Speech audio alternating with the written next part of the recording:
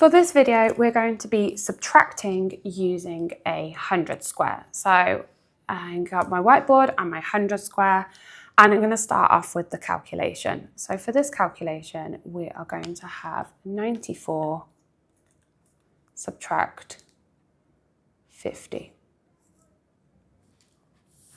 And I'm going to use my 100 square and start by finding 94. Now we know that each one of these rows is representing 10. So we can count in tens to help us find the answer. Now when we're subtracting, the numbers need to be getting smaller. So we're going to go up rather than down. So to subtract 50, we're going to count 10, 20, 30, 40, 50. And the answer to that calculation should be 44.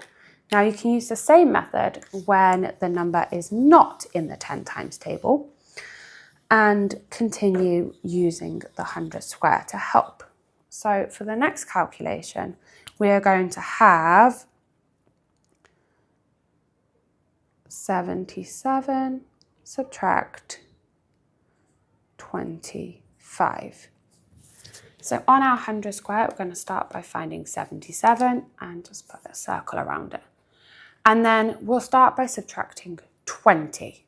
So same as before, we're going to count up. I go higher on the 100 square because the number is getting smaller. So we're going to go 10, 20.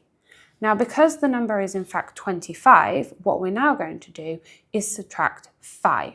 As we're subtracting, the number is going to be getting smaller. So we're going to go to the left. So this was the 10, 20, 1, 2, 3, 4, 5. And the answer to that calculation should be 52. 77 subtract 25 is 52.